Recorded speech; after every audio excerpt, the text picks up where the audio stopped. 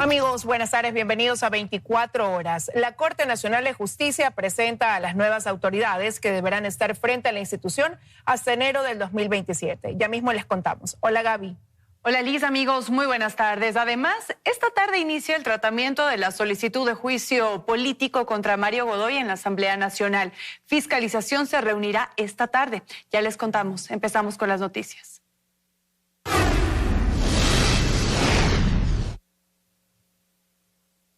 Contándoles que la Corte Nacional de Justicia presenta a las nuevas autoridades del organismo que fueron electas en la tarde de este miércoles. María Fernanda Utreras está en el lugar con los detalles. Hola, Mafer. ¿Qué tal, compañeras? Buenas tardes, amigos televidentes. Hace pocos minutos inició la presentación de las nuevas autoridades de la Corte Nacional de Justicia. Se trata de Marco Rodríguez como presidente encargado y Alejandro Arteaga como subrogante. Antes de contarles lo que fue este evento, veamos en el siguiente reportaje un poco más de su perfil y también de lo que fue su elección. Fueron 12 en total los jueces que finalmente llegaron a un consenso para designar a Marco Rodríguez como presidente de la Corte Nacional de Justicia. Esta elección responde a la aceptación que tiene Rodríguez en el Pleno de la Corte, así como a su trayectoria, años de servicio y su postura en casos relevantes. Las credenciales que tiene como magistrado de la Corte Nacional, son años de servicio no solamente en la Corte Nacional, sino también en la función judicial, su manejo de la administración de justicia. Aunque este nombramiento se dio luego de una acalorada sesión que evidenció división en el pleno del organismo, finalmente 12 jueces lograron ponerse de acuerdo a favor de Rodríguez y de Alejandro Arteaga como presidente subrogante. Yo debo pedirle perdón al país quizás por la discrepancia que a un inicio se observa en el momento en el que el Pleno instala la sesión. Pero posteriormente se puede observar con claridad que el Pleno estuvo unido, el Pleno decidió en responsabilidad, en respeto a nuestra magistratura, que era importante que nos conciliemos.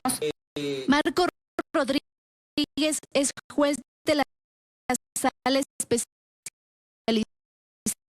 de lo penal militar, policial, tránsito, corrupción y crimen organizado de la Corte Nacional de Justicia. Desde 1998 se desempeña como abogado de los tribunales ecuatorianos y desde 2016 es doctor en Derecho por la Universidad Andina Simón Bolívar. Su trayectoria en la función judicial inició en 1993 y desde entonces ha desempeñado cargos en la ex Corte Suprema de Justicia. Fue juez de la Sala Penal y presidente de la Corte en los casos en los que Rodríguez participó en el caso Metástasis, pues el tribunal que declaró culpables de delincuencia organizada a 20 del 21 procesados. También fue miembro del tribunal que sentenció al ex vicepresidente Jorge Gas 3 años por malversación de fondos públicos 2016 en otros casos represivos y se espera disfunción en el que durará hasta enero de 2027 en medio de una instabilidad institucional y una crisis en el sistema judicial. Durante su intervención, el juez Marco Rodríguez se comprometió a velar por la independencia judicial interna y externa. Esto dijo para tener imparcialidad, credibilidad y confianza en la ciudadanía. Él también se solidarizó con el juez Carlos Serrano. Recordemos, él fue quien denunció esta serie de presiones por parte del Consejo de la Judicatura para fallar a favor del narco serbio Yesdimir Serdán. También aquí Rodríguez exigió independencia judicial y dijo que una justicia que vive en incertidumbre no puede servir a la ciudadanía. Mientras tanto, Alejandro Arteaga, quien fue designado como presidente subrogante, coincidió con Rodríguez, pero él también fue enfático en señalar categorizar con la justicia un ejemplo de independencia judicial. Este evento se realizó en presencia de funcionarios judiciales y con acceso a preguntas y a cuestionamientos de la prensa. Esa es la información que tenemos a esta hora. Regreso con ustedes de estudios. Buenas tardes. Buenas tardes. Gracias, Mafer, por la información. Ahora les contamos, amigos, que arranca el trámite de la solicitud de juicio político contra Mario Godoy, presidente del Consejo de la Judicatura, en la Comisión de Fiscalización de la Asamblea. Nos contactamos con Karen Aro desde la Asamblea para que nos cuente los detalles. Adelante, Karen. Así es, ¿cómo están? Buenas tardes. Para las 3 de la tarde de este día jueves está convocada la Comisión de Fiscalización de esta Asamblea Nacional para primero abocar conocimiento de la solicitud de juicio político en contra del presidente del Consejo de la Judicatura, Mario Godoy, y luego calificar la misma, con lo que este trámite arranca oficialmente. Luego de ello viene la notificación al presidente y también a los asambleístas del correísmo quienes hicieron esta solicitud. Escuchemos cómo llega tanto ADN como la Revolución Ciudadana, quienes hasta el momento están de acuerdo en que se debería censurar y sacar del cargo a Godoy. Escuchemos. Nuestra posición ha sido la que hemos demostrado desde el inicio, ¿no? Búsqueda de la verdad. Pero aquí no vamos a caer en la constitución de falsos relatos, sino más bien en la búsqueda de la verdad, que es lo que nos compete, y el pueblo ecuatoriano está esperando precisamente eso. La Revolución Ciudadana llega con la certeza de saber que el país necesita en este momento que se transparente realmente lo que ocurre al interior del sistema de justicia. Los cuestionamientos que tiene el señor Godoy son muy graves, por lo tanto esta Asamblea Nacional debe estar a la altura del momento histórico que necesita en este momento el país. Y bien, para finalizar, contarles que esta mañana se dio, de acuerdo a lo que dispone la ley, la rendición de cuentas por parte de las autoridades aquí en el Pleno del Legislativo. Lo ha hecho el fiscal general del Estado, el procurador, y también está convocado Mario Godoy, presidente de la Judicatura. Estaremos pendientes a lo que pueda decir aquí. Esa es la información hasta el momento. Buenas tardes. Una buena tarde también para ti, Karen. Gracias.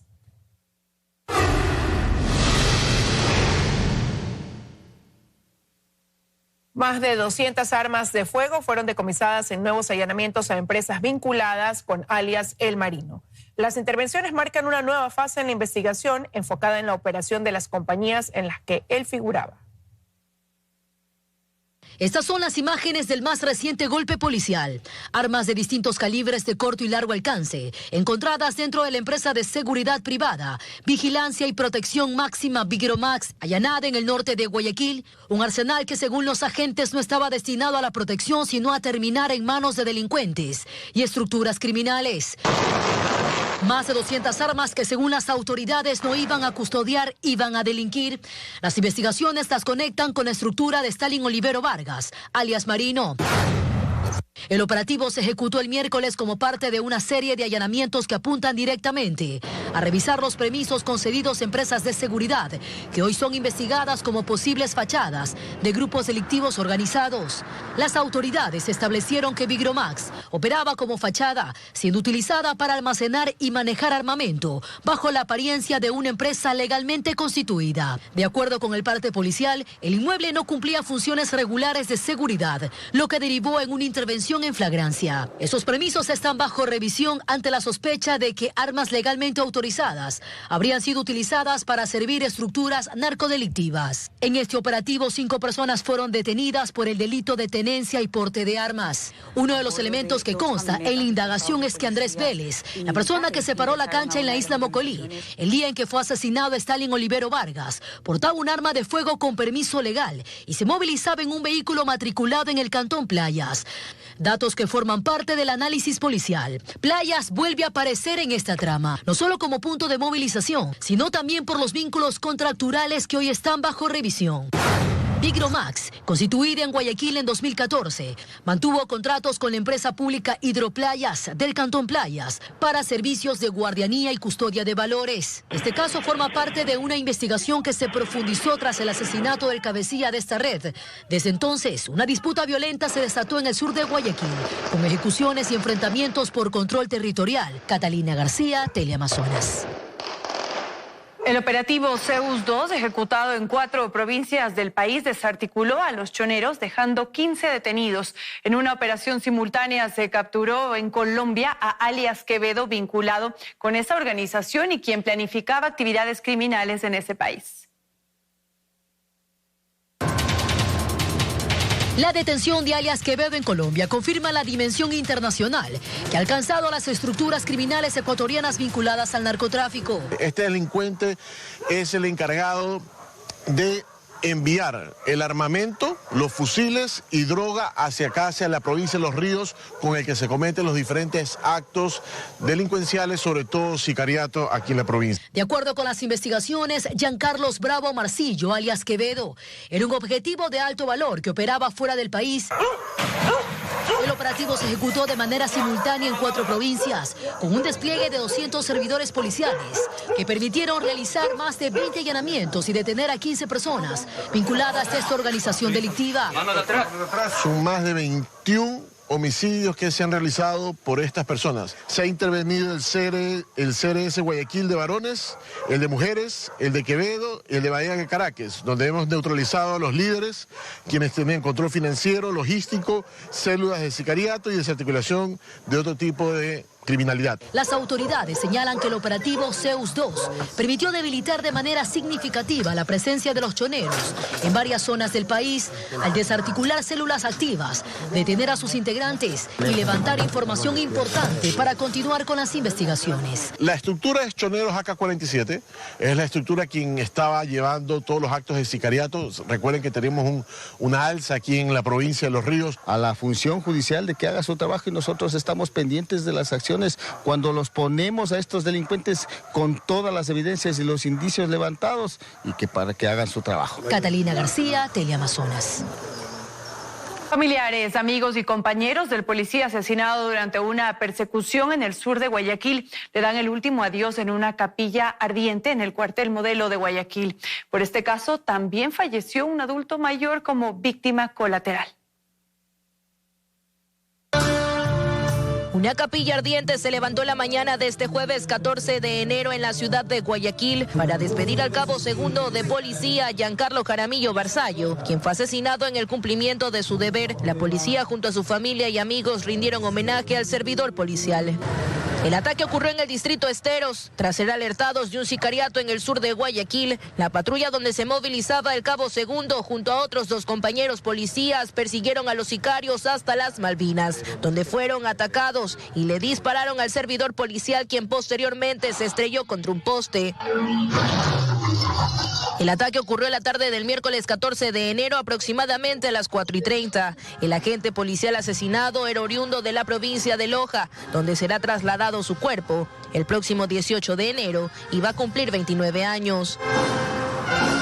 A la misa en homenaje del agente de seguridad asistió el ministro del Interior John Reinberg, el comandante general de la policía Pablo Dávila, el comandante de la zona 8 Walter Villarruel, así como jefes de distrito, compañeros, amigos y familia, quienes le dieron el último adiós. Parte operativa, estamos desplegados en territorio, continuamos aún en las investigaciones, continuamos aún levantando información. Tenemos algunos indicios que nos envían a ciertas líneas investigativas. Estamos realizando allanamientos, no hemos parado. Este hecho tiene que esclarecerse. Se confirmó que aún no existen personas aprehendidas por este hecho violento. Desde la noche del miércoles se han desplegado una serie de operativos para dar con el paradero de los asesinos del servidor policial. Con la muerte del cabo segundo, desde 2014 se contabilizan en Ecuador al menos un centenar de policías asesinados. Paula Kun, Teleamazonas. Estamos de regreso, gracias por acompañarnos. La Fiscalía allanó las oficinas de uno de los accionistas de Astrobrixa, firma subcontratada por Progen y a la que se le pagó $20 millones por los fallidos proyectos eléctricos Quevedo y El Salitral. Las diligencias es parte de las investigaciones del caso Apagón. Astrobrixa es una de las compañías a las que se le ha demandado en Estados Unidos junto con Progen. Según consta en la demanda presentada a mediados de diciembre de 2025, Progen involucró a Astrobrixa en su operación criminal. Astrobrixa es una empresa local ecuatoriana que Progen contrató como subcontratista para la instalación de generadores de energía en virtud de los contratos de Quevedo y Salitral. Progen pagó a Astrobrixa $20 millones por sus supuestos servicios como contratista. Según información de la Superintendencia de Compañías, la firma tiene como sus accionistas a Carla Saúd Calero y a José Manrique Suárez, ambos conocidos contratistas de SELEC, que desde 2019 han participado en varios procesos de contratación, donde los problemas de ejecución han sido constantes. De hecho, Manrique consta como contratista incumplido hasta 2028. Este miércoles, la Fiscalía General del Estado informaba en sus redes sociales que ejecutó un allanamiento en las oficinas de Manrique en Guayaquil como parte del caso Apagón. Se recabaron documentos y equipos electrónicos como pendrives, computadoras y teléfonos celulares. A decir de SELEC, según información y creencias, Astrobrixa es una empresa ficticia sin experiencia en proyectos de generación de energía. Era solo una farsa, ni Progen ni Astrobrixa tenían la intención de entregar los generadores de energía. En el marco del proceso, según se conoció, los abogados de Astrobrix han pedido que se desestimen las reclamaciones presentadas por SELEC en su contra ante un tribunal de la Florida. No obstante, en Ecuador se continúan ejecutando diligencias en este caso. En agosto de 2025 se ejecutaron 11 allanamientos en Guayas y Pichincha. En el centro de los contratos con Progen, un desfalco de $100 millones. Informes de la Contraloría de por medio. Al menos una docena de investigados, pero aún en etapa de indagación previa. Carlos Acoto, Teleamazonas.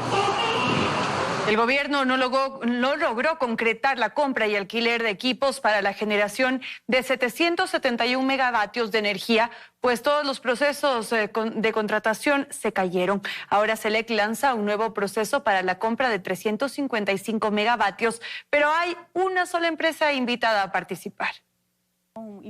Aunque las autoridades aseguren que pueden dormir en paz porque este año el país no tendrá apagones, la realidad es que el sistema eléctrico sigue registrando un déficit que sí preocupa. El Centro Nacional de Control de Energía manifiesta que se necesita para afrontar este periodo de estiaje que comienza en el mes de octubre del 2026 alrededor de 866 megavatios de potencia instalada nueva para solventar las necesidades de la demanda. Para este año está proyectado una demanda máxima de 5.280 megavatios, pero ya el 7 de enero de este año ya llegamos a ese límite. Sin embargo, en todo 2025, el gobierno no logró concretar la compra y alquiler de equipos para la generación de 771 megavatios, pues todos los procesos de contratación terminaron cayéndose, e incluso en los casos de Progen y ATM, representando un millonario perjuicio para el Estado. Se entiende que la SELEC, siendo una empresa estatal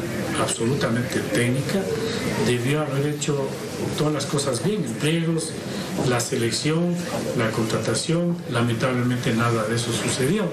Seguimos teniendo un sistema vulnerable, seguimos estando en crisis. Es que no ha habido una especie de precalificación que nos permita primero hacer una especie de tamización de las empresas que se necesitan, empresas que tengan solvencia técnica, solvencia financiera y con las cuales pues se contrate de manera un poco más confiable. Ahora SELEC anuncia que lanzó un nuevo proceso de contratación para adquirir turbinas duales por 355 megavatios, pero esta vez hay una sola empresa invitada. Se trata de la italiana estatal Ansaldo. Entonces esto es positivo, pero toma su tiempo y sobrepasaría las necesidades que el país tiene. Estarían entregando en primer segmento hasta el 2027 y luego concluiría en el 2029. Mientras tanto, el país seguirá dependiendo del alquiler de barcazas, de las lluvias y de que Colombia nos venda energía. Belén Merizalde, Teleamazonas. Los proyectos El Aromo y Billonaco no serán afectados tras la decisión de la Corte Constitucional de prohibir al Estado concesionar servicios eléctricos a privados bajo la justificación de interés público. Desde el Ministerio de Energía se asegura que Billonaco comenzará a operar en el 2027. La decisión de la Corte Constitucional de declarar inconstitucional el numeral 1 del artículo 25 de la Ley Orgánica del Servicio Público de Energía Eléctrica no afecta a los contratos ya suscritos previamente, entre los que se encuentra el bloque de 500 megavatios, El Aromo, proyecto fotovoltaico, y Billonaco 3, energía eólica, que fueron adjudicados entre 2020 y 2023 a empresas privadas. En su momento se anunció que estos dos proyectos estarían en operación en 2025 o incluso a inicio del 2026. Sin embargo, eso no ha ocurrido. Billonaco 2 y 3, por ejemplo, enfrentan retrasos por legalizaciones de predios y, según especialistas, no estarían en funcionamiento hasta después del 2027. Sin embargo, desde el gobierno se asegura todo lo contrario respecto a Billonaco 3. Debe estar inicios del 27 en funcionamiento, pero están en construcción. Esos son 100, si no estoy mal, 115 o 120 megavatios de eólica en Loja, y es el proyecto más emblemático a nivel mundial de eólica. Mientras tanto, El Aromo permanece en fase de preconstrucción, con documentos pendientes de negociación y permisos ambientales demorados. Desde el gobierno se asegura que la responsabilidad recae en el privado. El aromo en verdad se aprobó, pero es más el privado que tiene que entregar los estudios. Creo que se necesita también hacer las primeras inversiones, pero es más ellos. A estos proyectos se le suman otros 15 del bloque de 500 megavatios que aún esperan que los ministerios de Producción, Finanzas y Energía otorguen los contratos de inversión que en la mayoría de casos son condición necesaria para empezar a construir. En varias ocasiones, expertos han criticado las priorizaciones de contrataciones de emergencia y el anuncio de nuevas licitaciones para 2.100 megavatios con fuerte componente solar. Mientras tanto, la ministra de Ambiente y Energía, Inés Manzano, asegura que aún tiene proyectos pendientes en la cartera de Estado, por lo que continuará ejerciendo sus funciones con normalidad. Bernarda Ceballos, Teleamazonas. Enrique Hueison, exgerente de Ecuagran y uno de los principales responsables del caso Ispol, fue capturado este miércoles en España. Sin embargo, este jueves un juez dictó medidas cautelares hasta que se coordine su extradición a Ecuador. El caso Ispol registra un nuevo avance. Este miércoles, gracias a la coordinación de Interpol, la Policía Española y de Ecuador, se capturó en Madrid, España, a Enrique Hueison, exgerente general de Ecuagran y uno de los principales implicados en el millonario desfalco al Seguro Social de la policía. Sin embargo, este jueves, un juez de ese país ordenó la medida cautelar de arresto domiciliario. Así, según confirmó el Ispol a este noticiero, permanecerá en su residencia hasta que se coordine su extradición. Hemos propiciado tanto a Interpol, a Fiscalía, al Consejo de la Judicatura para que solicite a la Corte Nacional de Justicia y también a Cancillería para que se pueda realizar todos los procedimientos. Con la extradición del señor Hueison podemos iniciar ya las acciones legales que corresponden. Y lo principal, buscar justicia. Hueison es acusado del presunto delito de falsedad de información tras haber adulterado los estados financieros de la compañía para acceder al dinero de inversionistas, entre los que además del Ispol se encuentra el BIES y la Corporación Financiera Nacional. La empresa Delcor emitía facturas comerciales que eran aceptadas por Ecuagran, pero que no tenían ningún sustento financiero. De esta manera llegaron a emitirse montos superiores a los 80 millones de dólares. En total, el perjuicio al Ispol suma más de 900 millones de dólares, de los cuales ya se han recuperado unos 400 millones y se prevé que en los próximos meses se sumen otros 100. Vamos a recuperar 180 millones de dólares. Tenemos ya el visto bueno del juez y estamos únicamente esperando la firma de la fiscal general de Estados Unidos para la devolución de nuestros recursos. Por este caso, 10 personas, entre ellas exdirectores del Ispol, fueron llamados a juicio en 2024. Pero hasta ahora ninguno ha recibido sentencia. Lucía Clavijo, Teleamazonas. Una mesa técnica conformada por académicos realiza propuestas para frenar el contagio de tuberculosis en las cárceles del país. Especialistas advierten sobre una posible expansión de la enfermedad en ciudades como Guayaquil.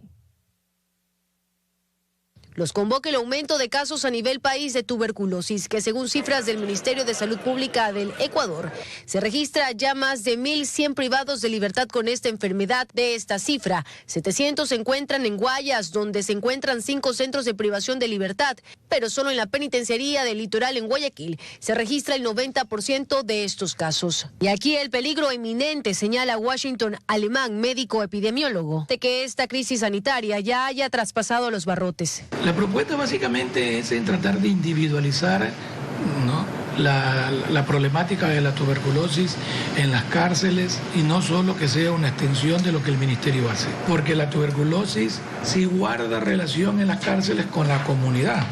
Siendo así la propuesta central de esta mesa técnica, que se comience a implementar plataformas de geolocalización y vigilancia epidemiológica. Esto como una forma de monitorear a los más de 32.500 PPLs que existen actualmente a nivel nacional. Poder obtener cierta información, inclusive tener los datos de localización de quienes ya han sido diagnosticados por tuberculosis. Porque de esa manera podemos nosotros empezar a mapear por zonas y decir, estas zonas de acá ya existe contagio, y una vez que hemos identificado patrones podemos generar predicciones. Y lo otro es tratar de buscar sitios en donde reúnan las mínimas condiciones estructurales, en donde la ventilación se mejore y se disminuya el hacinamiento. Y aquí el tercer lineamiento que hace referencia a la creación de un comité interinstitucional en el cual participe el SNAI y el Ministerio de Salud Pública para articular acciones. Esto es exponencial, es decir, si no hay una cobertura médica, si no hay una estrategia médica que se territorialice y que se ejecute, obviamente no va a reducirse los casos, se van a incrementar. La CIDH ha elevado las alarmas en esta materia y le ha pedido al gobierno que tome medidas correctivas. Astrix, en Teleamazonas. Momento de una nueva pausa, amigos, pero cuando regresemos, atención, en los últimos 2 años el Consejo de la Judicatura registró más de 1 millón de demandas por deudas. Además, en Estados Unidos, agentes de la Fuerza Federal dispararon contra un civil en Minneapolis. Es el segundo caso. Esto y más les contamos al volver. Seguimos juntos, amigos, y les contamos, en los últimos 2 años el Consejo de la Judicatura registró más de 1 millón de demandas por deudas concentradas en personas económicamente activas. Expertos advierten que la falta de planificación financiera estaría detrás de este aumento. ¿Estás endeudado ahora? Sí, bastante. En sacar una maestría. ¿Tus deudas con quién has adquirido? ¿Bancos, casas comerciales, cooperativas? Lo básico, el celular, el plan del teléfono, etc. Hoy en día endeudarse ya no es una opción, es una realidad cotidiana, pero lo que muchos jóvenes no saben es que una deuda impaga puede terminar incluso en una demanda judicial. Según datos del Consejo de la Judicatura, entre los años 2023 y 2025 se registraron más de 1 millón de demandas por deudas en el país. El grupo más afectado tiene entre 30 y 55 años. Asumir deudas para seguir estudiando, porque no basta con solo el tercer nivel de estudio. Sin embargo, para la experta legal María José Zapata, el 75% de estas demandas corresponde a procesos de recuperación de valores vinculados a consumo que prioriza el presente sin prever la capacidad de pago a futuro. Los deudores vienen acá con deudas que cubren otras deudas. Entonces, de repente tienes una deuda de un crédito de consumo porque tú quisiste tener un carro del año, no alcanzaste a pagar este carro del año, entonces sacas otro préstamo en la cooperativa. El economista Francisco Borja describe a este fenómeno como un efecto bola de nieve. Las cuotas se acumulan, los intereses crecen y lo que empieza como una deuda rápida termina en una deuda que se vuelve imposible controlar. Muchas veces lo que nos dicen es la cómoda cuotita. Entonces uno dice, bueno, $20 que añado a la tarjeta de crédito que tengo que pagar al mes no me va a afectar. Pero si tú sumas $20, de repente tienes $200 encima. En ciudades como Quito, por ejemplo, las deudas se adquieren principalmente en alimentación. Posterior están salud, educación o vivienda. Pero la presión judicial también se extiende a provincias como Guayas, Azuay y Manabí. Ambos especialistas señalan que fortalecer la educación financiera y el uso responsable del crédito es clave para reducir los procesos por deudas en el país. Que nos acerquemos a la institución financiera a la que estamos adeudando para en todo caso llegar a un acuerdo de pago. Que no creamos en toda la desinformación que existe en redes sociales acerca de que no pasa nada si no pago. Tener una buena salud financiera es una conversación que puede ser muy incómoda, pero de la que uno se puede recuperar. Si es que vas a los juzgados, ya es muy difícil recuperarse. Esto para reducir que los procesos por deudas continúen en aumento en el país. Ismenia Solórzano, Teleamazonas.